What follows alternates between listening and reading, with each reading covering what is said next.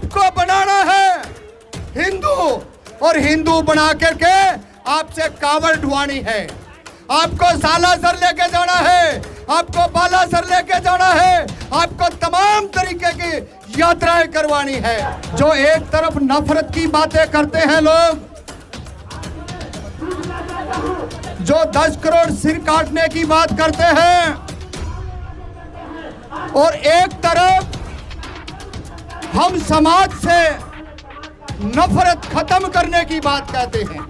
तमाम तरीके के जो नफरती जो कीटाणु घूम रहे हैं, और ये चुनाव के टाइम पे जो अपने आप को हिंदू का चोला ओढ़ करके आते हैं, ये बहुत बड़ा खतरनाक स्टंट है।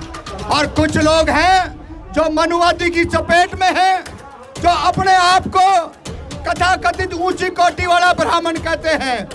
इस देश के अंदर अगर हम नारे को ब्राह्मण कहते हो, तो इस देश के अंदर 5 मठ हैं।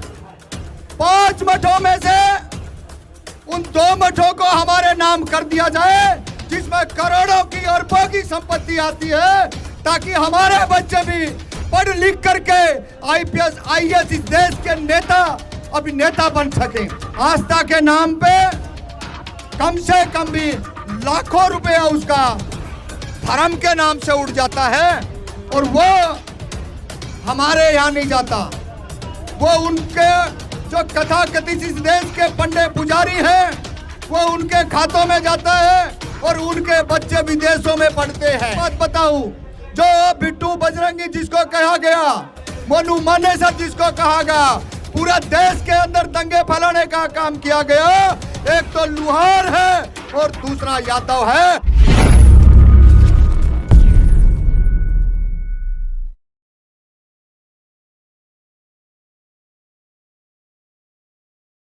जैसे कि आपने कहा, आज इस दौर में अपनी बात भी कहना बड़ा मुश्किल हो रहा है। मैं धन्यवाद दूंगा निर्देश दीदी को, जिन्होंने आज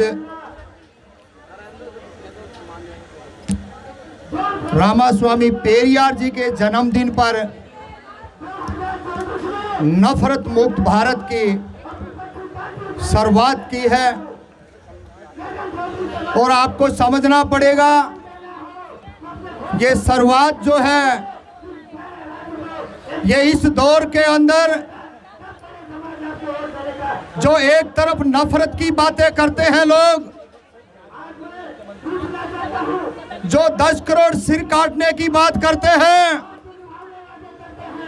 और एक तरफ हम समाज से नफरत खत्म करने की बात कहते हैं, वो लोग उनके साथ खड़े हैं जो गाय के नाम पे हत्या करते हैं, जो दलितों को मारने का काम करते हैं, और एक तरफ हम लोग हैं जो शांति की बात करते हैं, अपने हक अधिकार की बात करते हैं। तो अब सोचना आप लोगों को है कि ये जो तमाम तरीके के जो नफरती जो कीटाणु घूम रहे हैं, और ये चुनाव के टाइम पे जो अपने आप को हिंदू का चोला ओढ़ करके आते हैं, ये बहुत बड़ा खतरनाक स्टंट है। जैसे हमारी एक बहन ने कहा कि आप शिक्षा की बात क्यों नहीं करते, आप रोजगार की बात क्यों नहीं करते, और तमाम तरीके की मॉब लिंचिंग होती है, आप उन पे चर्चा क्यों नहीं करते हो। आज इस देश के अंदर ये नफरत फैलाने वाले लोग जो RSS और BJP के हैं, और तमाम दलितों को, तमाम OBC के लोगों को जो हिंदू बनाने का काम कर रहे हैं, हम कोई इनके हिंदू हांदू नहीं। हाँ, मैं खुद हरियाणा से बिलोंग करता हूँ, और हरियाणा में एक जाति पाई जाती है खाती, जिसको जांगड़ा समाज कहते हैं, और वो सूत्रों में आती है। और कुछ लोग हैं जो मनुवादी की चपेट में हैं, जो अपने आप को कथाकथित ऊंची कोटि वाला ब्राह्मण कहते हैं। इस देश के अंदर अगर हम नारे को ब्राह्मण कहते हो तो इस देश के अंदर 5 मठ हैं। 5 मठों में से उन 2 मठों को हमारे नाम कर दिया जाए जिसमें करोड़ों की अरबों की संपत्ति आती है, ताकि हमारे बच्चे भी पढ़ लिख करके IPS IAS इस देश के नेता अभिनेता बन सके। लेकिन उस पर कोई चर्चा नहीं है। आपको बनाना है हिंदू, और हिंदू बना करके आपसे कांवड़ ढुआनी है।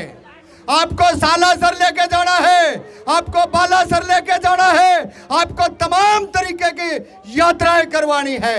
लेकिन मैं पूछना चाहता हूं, क्या आपके अकाउंट में 5,000 रुपए साल के आते हैं? कोई भी दलित, कोई भी पिछड़ा ये दावा ठोक करके नहीं कह सकता कि 1 साल के अंदर जो दिहाड़ी मजदूरी करने वाला है, जो रेडी लगाने वाला है, जो ड्राइवर है, जो कुलचे की रेडियां लगाता है, उसके आप 5,000 रुपए अकाउंट में नहीं जाते हैं।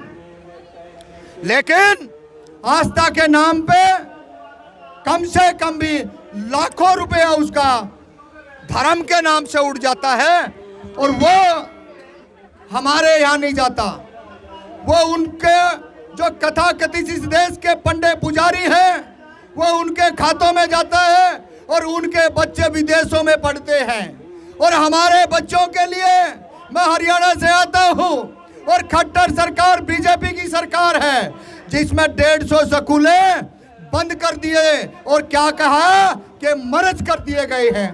अरे भाई, सरकारी स्कूलों में दलितों के बच्चे पढ़ते हैं, पिछड़ों के बच्चे पढ़ते हैं, वंचितों के बच्चे पढ़ते हैं। जब आपने सरकारी स्कूल ही बंद कर दिए और जब उसका बजट ही घटा दिया, तो सीधा सीधा है कि इस देश के अंदर एक तरफ तो वो ताकतवर लोग हैं जो गऊ के नाम पे सीधे सीधे मौन लिंचिंग करते हैं, हत्याएं करते हैं, और दूसरी तरफ हमारे हैं जो जिसको शिक्षा से, रोजगार से सारे हक अधिकार छीने जा रहे हैं। तमाम इस देश के लोगों को कहना चाहते हैं कि आप अपने आप का दीपक स्वयं बनिए। जब तक कथाकथ गौतम बुद्ध ने कहा था कि ये चतुर चालाक लोगों के चक्कर में मत पड़िए, आप अपना खुद सोचिए अच्छाई और बुराई के लिए, तभी आप आगे बढ़ सकते हैं। तो साथियों, सचेत रहे इन लोगों से, क्योंकि ये लोग तरह तरह के हथकंडे अपनाते हैं। और एक खास बात बताऊं, जो बिट्टू बजरंगी जिसको कहा गया, मोनू मानेसर जिसको कहा गया, पूरा देश के अंदर दंगे फैलाने का काम किया गया। एक तो लुहार है और दूसरा यादव है।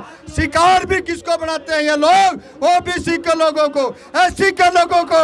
अब आपने समझना है कि बाबा साहब के विचारों पे जाना है, या रामास्वामी पेरियार के विचारों पे जाना है, या किसी और पाखंडी के चुंगल में फंसना है।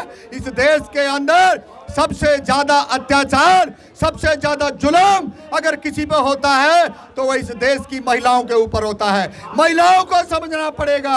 हर घर से महिला को ये बात समझनी पड़ेगी कि आप अगर उन काल्पनिक चक्रों में पड़ोगे तो कुछ नहीं होने वाला। आप इकट्ठे हुए इसी तरीके से, आप जाइए स्कूल के हेडमास्टर के पास, जाइए अपने बच्चों के टीचरों के पास, देखिए कैसे परिवर्तन आता है। तो ये सारे के सारे जितने जो लुटेरे हैं, ये सारे के सारे जो बड़े बड़े मंदिरों के मठाधीश हैं, ये हमारे को कमजोर करने की कड़ी है। चाहे 15 लाख का जुमला सरकार ने दिया हो, चाहे रेल बेचने का काम किया हो, चाहे स्कूल बेचने का काम किया हो, तमाम सारी ऐसी जो चीजें हैं वो आने वाली हमारे बच्चों के लिए सारे के सारे रास्ते बंद कर दीजिए हैं। तो साथियों, समझना है 2 नारे ताकत से, ताकि यहाँ आसपास जो बीमारियां हैं वो साफ हो जाएं। जय जय जय जय जय भीम।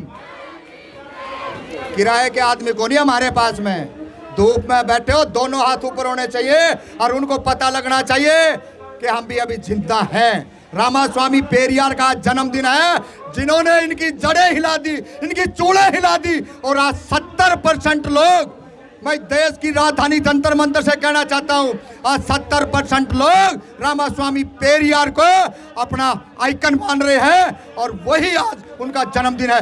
साथियों, जय भीम, इनकलाब जिंदाबाद। रामास्वामी पेरियार जिंदाबाद, रामास्वामी पेरियार जिंदाबाद।